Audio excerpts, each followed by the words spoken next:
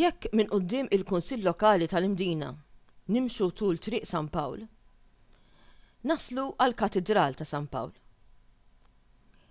Meta Mondjon ippjana l-Imdina wara t-terremot, huwa ħoloq żewġ wesat jew pjazzett importanti. L-ewwel pjazza li nsibu meta nħallu triq San Pawl hija l-Pjazza tal-Arċisqof.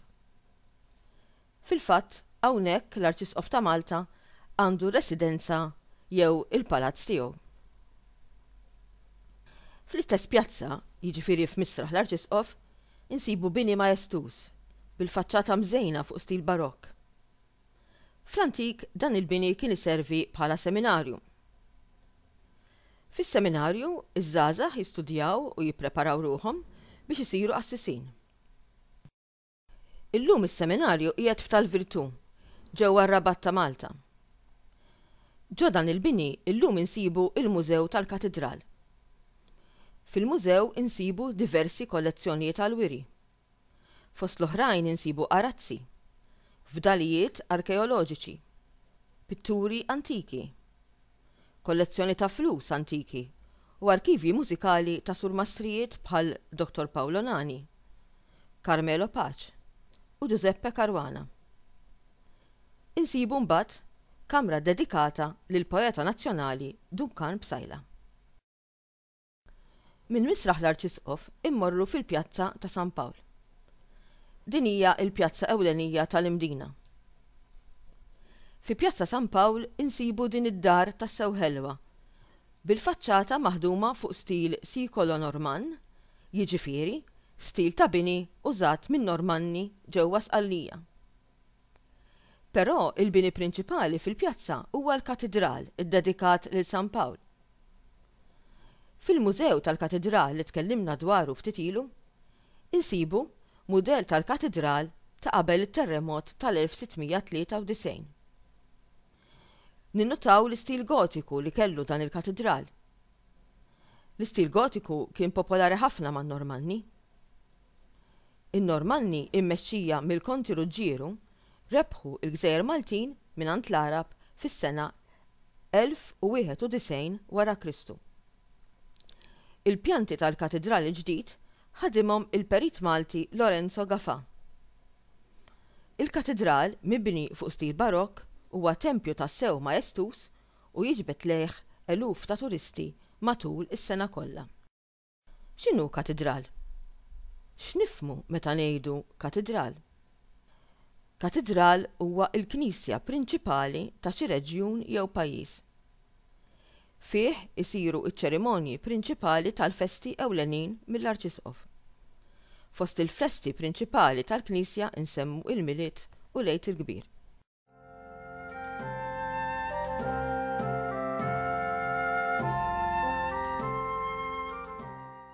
Fit-triq li nsibu faċċata tal-Katedral, triq Villanjon, insibu żewġ binjiet tassew interessanti. Insibu l-ewwel il-bini tal-Banka Ġuratali. Hawnhekk kienu jiltaqgħu l-Università u l-Kunsill Popolari wara li De Vilhena bena l-Palazz Maġisterjali tiegħu. Illum f'dan il-bini insibu l-Arkivji Nazzjonali. Faċċata tal-Banka Ġuratali insibu dar antika bl-Arkivji tal-Katedral. Hawnhekk insibu bosta dokumenti storiċi li għandhom x'jaqsmu mal-istorja tal-Knisja, l-istorja tal-Kavallieri, tal-Inkwiżizzjoni u anke mal-istorja ta' Malta in ġenerali. Fost dawn id-dokumenti pereżempju insibu l-lista tal-Milizzja Maltija li teħodna lura għall-1419. Fir-ritratt, il-kuratur tal-mużew jidher qiegħed juri l-lista tas-soldati tal-Milizzja Maltija lill-grupp ta' studenti Maltin. Il-lista tagħtina l-ismijiet kollha tal-irġiel Maltin bejn is-16 u l-65 sena li kienu obbligati jitħarġu fl-użu tal-armi biex jippreparaw ruħhom għal meta jattakkawna l-pirati. Knisja tas-sew ħelwa b'kunvent eżatt ma' ġenba hija dik iddedikata lil Madonna tal-Karmnu. Kien hawnhekk illi beda l-irvel tal-Maltin kontra l-Franċiżi f'Settembru tal-1798, meta s-soldati Franċiżi serqu d-damask tal-Knisja u ppruvaw ibijawh biex idaħħlu xi ħaġa tal-flus. Il-Maltin irvellaw u f'ħakkatajn l-irvell infirex mal-Gżejjer Maltin kollha. Dan l-irvell wassal biex sentejn wara il-Franċiżi kellhom jitilqu minn Malta biex Malta għaddiet f'idejn l-Ingliżi.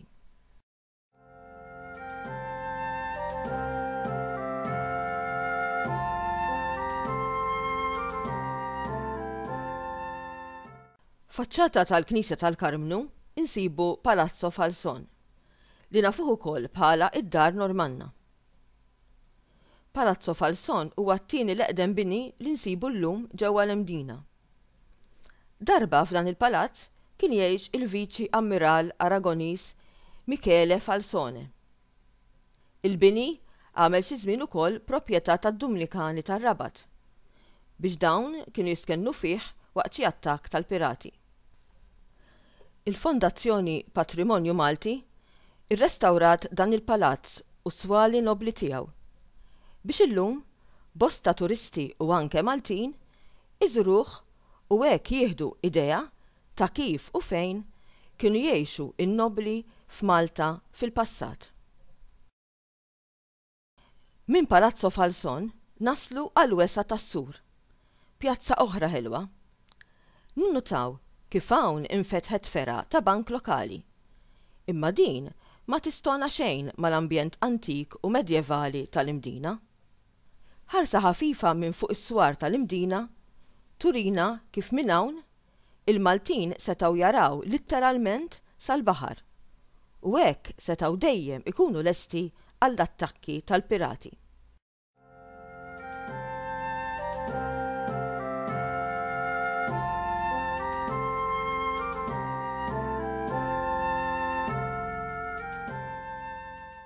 Karatteristika tal-Imdina jibqgħu it-toroq dojoq ta' din il-belt. It-toroq tal-Imdina nistgħu ngħidu li ma nbidlux. Dojoq kienu u dojoq baqgħu. Dawn it-toroq jagħtu dera ta' sew ħelwa lil din il-belt antika li maż-żmien saret magħrufa bħala il-Belt Sikta. Nimmaġinaw xi karettun għaddej minnhom u l-tfal jiġru u jilagħbu fihom. Ninnutaw kif dawn it-toroq dojoq joffru kemm misħana tax-xemx kif ukoll mill-ksieħ.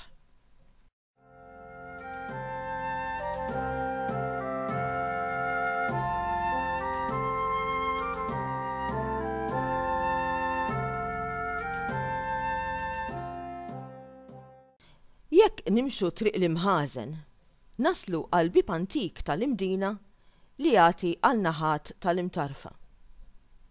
Iktar l-isfel imbagħad naslu għal bib il-Griegi. Bħalma għedna qabel, il-Griegi kienu fil-fatt il-Biżantini jew in-naħa tal-Lvant tal-Imperu Ruman. Lejn l-aħħar żminijiet tal-Imperu Ruman, il-Gżejjer Maltin bdew jagħmlu parti mill-Imperu Biżantin sakemm imbagħad waqgħu f'idejn l-Arab.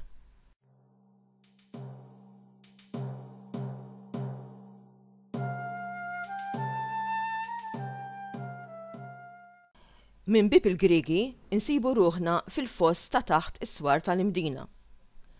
Illum dan il-foss qiegħed jiġi rranġat. Bosta minnu illum ukoll iservi ta' parkeġġ. Oriġinarjament iżda il-foss tħaffer biex jagħti iktar saħħa lid-difiża tal-Imdina. Sir Alexander Ball, kmandant Ingliż, kien żera kwantità kbira ta' siġar ta' ċitru biex jgħin lill-ekonomija Maltija wara l-problemi tal-ħakma Franċiża. Kif nitilgħu mill-foss ta' ma' ġenb bib il-Griegi, fuq ix-xelluk tagħna insibu ġnien Howard.